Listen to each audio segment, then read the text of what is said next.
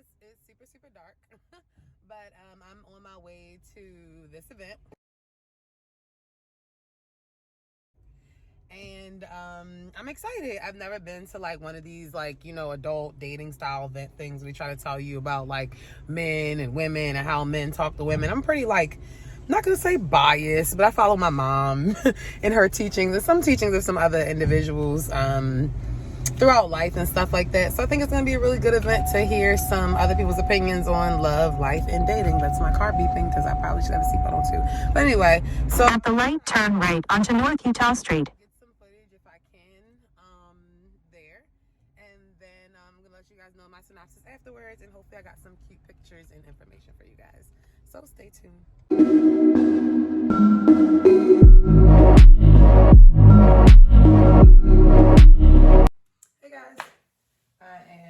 Shop working on a few orders, but I did want to give you my synopses of the event that I attended last night.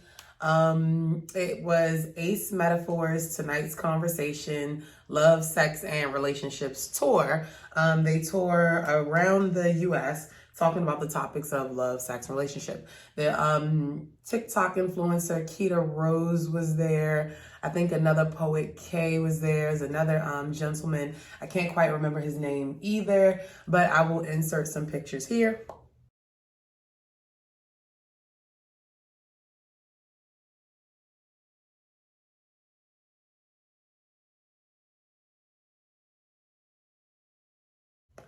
And yeah, so those are the cool people that I got the opportunity to meet and be in the room with. I usually don't attend like those seminary things where they tell you like how to be better, how to date, how to talk to people. I usually don't attend stuff like that, but of course, as I'm getting older and as I'm learning on my journey, I'm always open for opinions. I'm always open to learn new things, to not have to not be biased and to learn some things about dating, love, life. I too have been on this journey of trying to figure out parts of myself, what I attract, what I don't attract, who I attract, who I don't attract. So I've been trying to figure that out for myself, and going to these events, in a sense, I feel would help me with those things. So the event was downtown. It was inside of a hotel, very nice hotel. Everybody looked super, super fabulous. In the beginning, Ace Metaphor, I guess he sells these card games, and they're card games to help you like with your relationship or to be icebreakers, or that kind of like first date questions. And he had those on the screen. Significant other, you ask your significant other, girl. She's right. Shit. Hey, I better not fuck up nothing tonight. We got her in a minute. Okay. You ask your significant other if they still love their ex, and they say yes. What happens next? Ooh, Jesus. Hold on. Yeah, like love for So hold on, let me ask you before we move forward. So you mean your significant other can't still love their ex? Yes?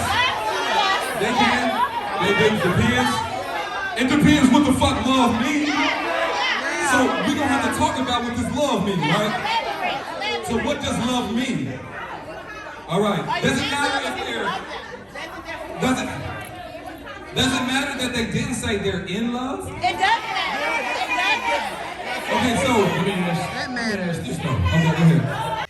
And in him having those things on the screen, people would, as you saw, they would yell out the answer, or they would go around the room and take the mic to the person so you could talk and stuff like that. And I thought that was really cool too, which made it like super interactive and very interactive with the crowd. The only negative I would say about that, though, it's not really a negative, but this is Baltimore City. We loud, we ratchet, and at some points in time, because of in Baltimore, we always have that one person or those two people like in the movie theater that's gonna say something when it's a silent scene, or that one person that has the funniest, loudest thing to say. So it was a couple of those there in the beginning, and it was cool, but there was moments where I was like, damn sis, like, the facilitators could barely get out what they had to say because it was one of my favorite Baltimoreans yelling some crazy shit. So that portion I kind of was just like, past that though, it was a wonderful atmosphere. They did make you feel good in answering the questions and stuff like that. They definitely totally make you laugh. They have really wonderful chemistry, awesome stage presence. And I really, really enjoyed the flow. With all of that, the poets went up and they gave very moving and touching pieces as well. Tell me where the pain went. I'll be like, give me the one who made it. I love a reformed thug with warm hugs.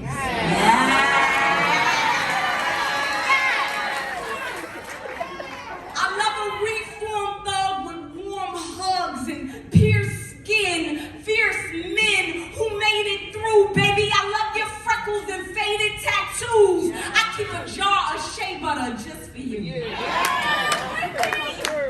I keep a jar of shea butter just for you. I believe in building with brothers with blisters. And as a woman, you can check my circle, baby. I only surround myself with sisters that have seen life from all angles. I'm talking bruises and bangles, draped in scrapes, but still out here cloaked in capes. Whose hurts don't hurt no more, because they've healed. And it definitely called to a certain audience of individuals, that type of seminar. And it was nice to be in the room with mature, put together people who really genuinely care about their dating life and they care about those things. So it was nice being in that room with a mature crowd. So after we went through like the question section and stuff like that, they reiterated how they had, went through the question section. The one gentleman who was the poet, I actually bought his book. So everybody there did have something for sale in addition to, the tickets and stuff like that. They did have their own personal merchandise to sell. So like I said, I did get the book of the gentleman poet. Shit, because it's hard to fly with broken wings. That's why I uplift queens and not smoke with kings. But this is more than just poems to me. This is home to me, this is hopes and dreams, this is dopamine. This is never being scared to speak openly, even if it exposes the broken me. This is hard work until my dreams are surfaced. And for every angelic thought, here come those demons lurking. But most don't know how to treat a human angel. I did get his book, so I will be reading that. He has some good points and stuff, some awesome Facebook statuses and shit like that, of poems and stuff like that, which sound great. And I do feel the same about the Lady K. She too has some very powerful and moving things. And yeah.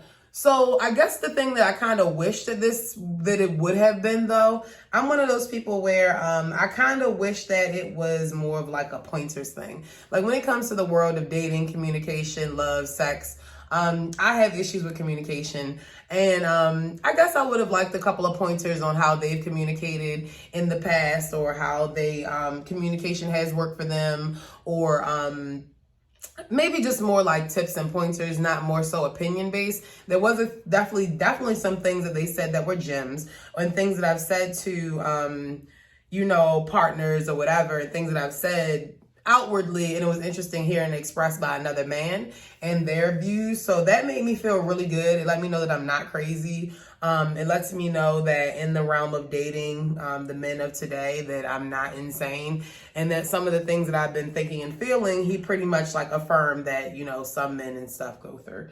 So it was good to hear on that tip. After that poet went up, like I said, the Lady K, and she made me realize, which was a major takeaway, though I didn't get quite the tips and pointers, there were a lot of major takeaways. And the major takeaway that she had showed me was having a God-fearing partner. Talking to someone that believes in God. That's so important for somebody like me and someone as spiritual as I am. That was a major takeaway for me, and the importance of God and conviction and stuff. And another critical takeaway that I've, male friends, or that I've gone through with people too, one of the guys saying, it's super hard to date these days when men don't know how to control their loins.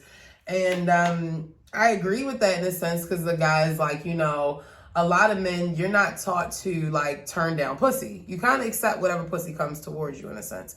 Not whatever pussy, not whatever. But like men shoot their shot. They shoot 100 shots, hundreds of shots, but who may come back 1 or 2? And it's just like, you know, growing up in society, a man denying a woman, you know, you're not a man if you deny a woman. You're not cool if you turn down pussy, if you don't satisfy this woman. And, you know, the guy on stage talked about how he had to have self-control. He had to control his loins. He realized when he was getting in relationships, he would always think, I can fuck, stop, and then get in a relationship and think that I'm supposed to stop cheating, whatever. He had to give himself a level of self-control and a level of turning people down, turning women down, and to get to the point of saying, you know what, I am ready for a relationship. Pussy is not everything. I can say no to it. I can say yes to it. And getting that personal power and understanding that denying a woman or a person sex doesn't make you no less than a man. But I think, you know, quite a few guys don't understand that. And I've heard that by guys before. Like, I've literally heard that men have said, like, they feel like if they turn a woman away or they don't have the sex and they feel bad or they're treated in some type of way or they called a bitch and all sorts of things.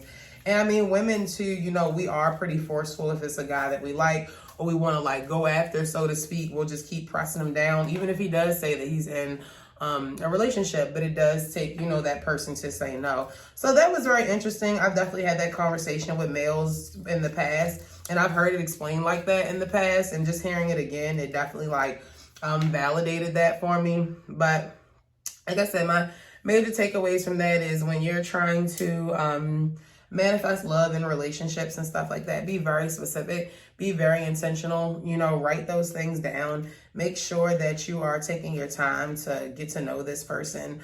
Even if you, like the one lady said, I can't remember her name, the poet K, but everybody has scars, everybody has wounds. It's more so the scars and wounds that you're willing to accept and deal with from a person. You know, it's, of course, you men been with other women. Of course, women been with other men. Of course, people have been through traumas and ups and downs, but who are you? What man or woman are you? And are you looking for me? Are you looking for that thing? Are you, you know, truly ready to give your all? Are you single? Are you single? Do you really have your affairs in order or not? And those were some of like the key and critical like takeaways. It definitely made me, you know, analyze some things within, you know, my life and what I have going on too. And spirituality is definitely very, very like major for me. And yeah, you just want to make sure you and your partner is on the same page, and it does take time. So to get back to those cards, I wish I had pictures of the cards. One side.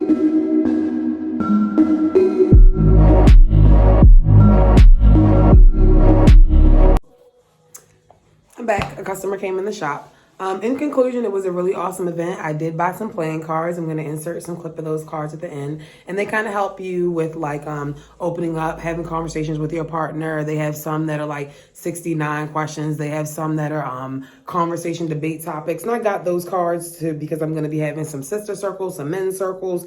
And I think they're going to be really good speaking topics and stuff. So it was a lot of like really strong and powerful like takeaways from the event as well, especially if you are into the love, sex, relationship side of things. Definitely a super mature event, and if they're coming to a city near you, I would totally recommend going. It's awesome for date night, awesome for opening up the mind of your partner, and we need more events like that to kind of connect us and get other opinions and to be reaffirmed and to, you know, outwardly see what other people are going through or be grateful that you're not, and then in some ways see that, hey, you may have went through something that someone else went through and it's okay that you were dumb or got messed up, and other people go through that too.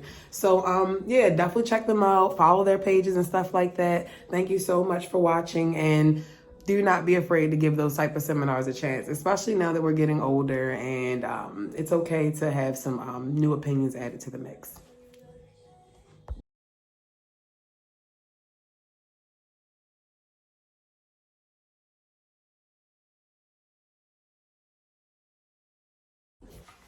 Almost forgot this last clip.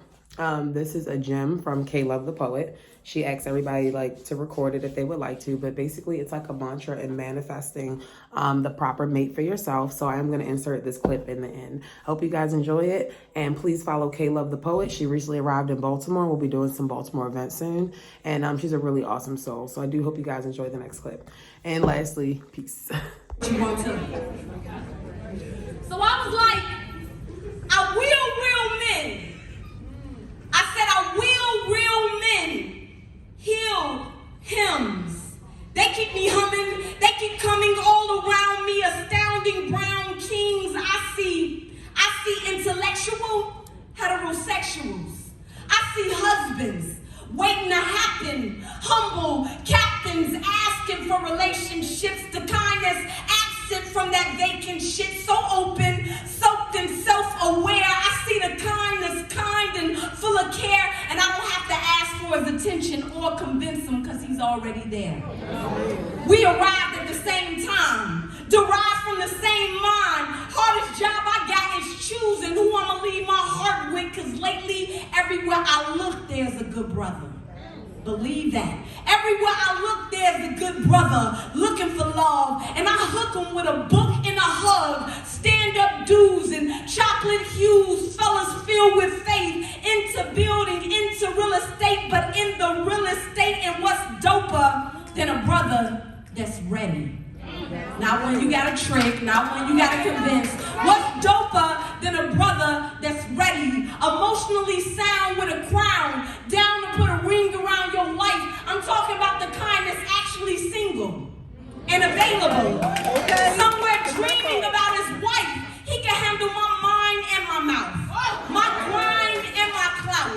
And lately, that's the only kind of men that seem to seek me out, because I be willing wise guys, and we connect instantly like Wi-Fi, and I only be where pharaohs roam. They attracted to my pheromones. There's something about the baritones. They respect my queendom, so they only come bearing thrones. You better foundations to build on. Men that understand that leveling up is actually settling down. He wants the woman on the stage, so he ain't chasing the crowd. Men motivated to master monogamy, but not for me. He just want to see how good he could be as a mate. And as of late, shit, the brothers really been stepping up to the plate. I guess they finally know a meal when they see one. Wanna plant a seed with the queen with the green thumb. He know I can make his king come. We connect and watch the cream come. No kingdom, king be clever. And lately I keep attracting better and better, because this is a let them pray sort of thing. I'm talking about brothers out here on their knees. They want something real too. They had enough with you snacks. I know men fasting for real food. They at the mosque making salat for a sister. Wanna pause and reflect, slow down, say la for a sister. They choosing at the church house. I'm getting approached when I work out. They be at the gym, approaching respectfully in bars. I see them out here looking sharp. They dressed in accountability and God. And God. I'm loving the shift I'm starting to see in brothers lately. Integrity, follow through, abundance in my dating. I stopped waiting and I spoke it. I stopped waiting and I spoke it.